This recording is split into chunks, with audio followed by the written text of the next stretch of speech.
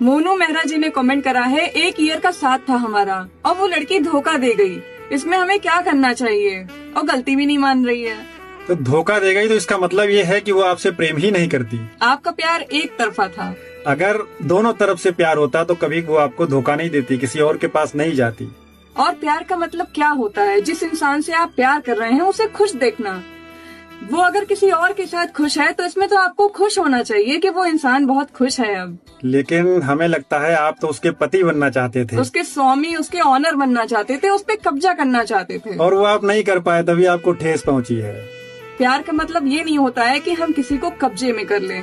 प्यार का मतलब तो ये होता है कि अगर हम किसी से बहुत प्यार कर रहे हैं तो उसे एकदम स्वतंत्रता दे दें। कोई जरूरी नहीं कि आप जिससे प्यार करो वो भी आपसे उतना ही प्यार करे। प्रेम करने की सभी को स्वतंत्रता है।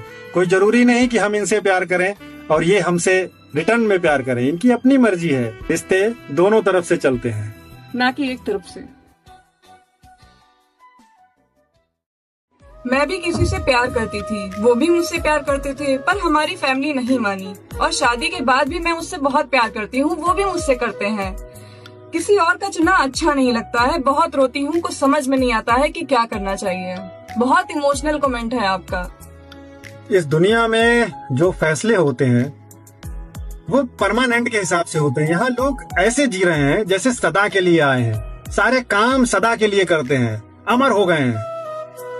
हमेशा देखना, मकान बनाए जा रहे हैं, मकान पर मकान एक है, फिर भी 4 व्यवस्थाएं बनाए जा रहे हैं। बच्चों के लिए भी जो फैसले ले रहे हैं वो सदा के लिए लिए जा रहे हैं। जैसा अपना जीवन जिया है वैसे ही बच्चों पर जबरदस्ती थोपा जा रहा है। माँ बाप सोचते हैं कि बच्चों की शादी कर देंगे अपनी मर्जी के हिसाब से, लेकिन ये नहीं सोचते कि हमारा जीवन तो चंद दिन का है, लेकिन हमारे बच्चे को अभी पूरी लाइफ काटनी है अपने पार्टनर के साथ। आप तो चले जाओगे, बच्चे आपसे बाद में जाएंगे और हो सकता है उनकी लाइफ बिगड़ जाए जब उन दोनों में प्रेम नहीं होगा। आपस में बनेगी नहीं तो कैसे लाइफ उनकी बॉन्डिंग टूट जाए, फिर वो हमेशा आपको कोसेंगे कि फैसला आपने लिया था।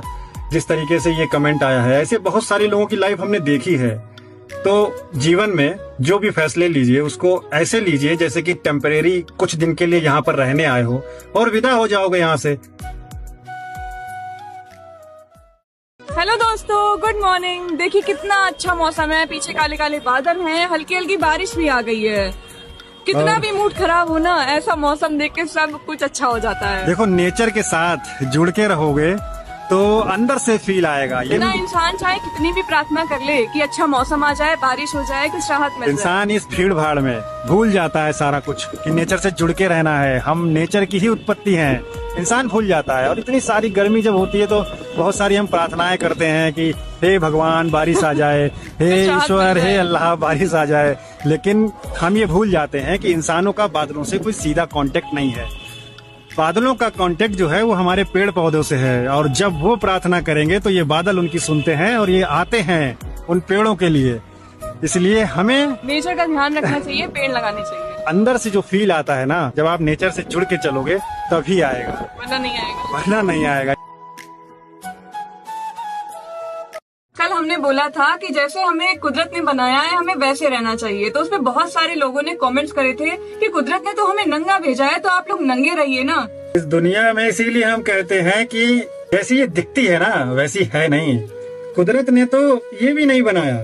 ये जो दिख रहा है ना, 1 साल बिना नाई की दुकान पर जाकर देखो, तब प्राकृतिक जीवन होगा, तब कोई आकर्षण नहीं रहेगा किसी का किसी में। क्योंकि कुदरत ने जैसा बनाया अगर वैसे रहने लगो ना तो 1 साल में ही शक्ल बदल जाएगी।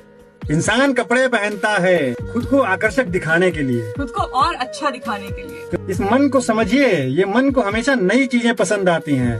पुरानी चीजों से मन भर जाता है। जो इसको मिल जाता है उसकी ये कद्र नहीं करता है, वो आम हो जाता है, वो इसके लिए आम हो जाता है। जीवन में अगर सभी एक जैसे रहने लगे तो किसी का किसी में कोई आकर्षण नहीं रहेगा। और नंगे रहने से हमें कोई दिक्कत नहीं होगी, दिक्कत होगी दूसरों को होगी। बहुत सारे साधु संप्रदाय के लोग नंगे रहते हैं, उन्हें कोई दिक्कत नहीं होती। वो अपनी मस्ती में चलते रहते हैं। वो प्राकृतिक होती है दूसरों को, वो प्राकृतिक रह रहे हैं। दिक्कत होती है देखने वालों को। हमारे शरीर के लिए सूर्य की किरणें काफी महत्वपूर्ण हैं। विज्ञान ने ऐसा खोज की है। फुल मून भी कितना जरूरी है, लेकिन इन कपड़ों के नीचे पूरी तरीके से वो काम नहीं कर पाता। तो प्रकृति को इतना समझना आसान होता तो बुद्ध को इतने सालों जंगल में जाकर ध्यान नहीं करना पड़ता।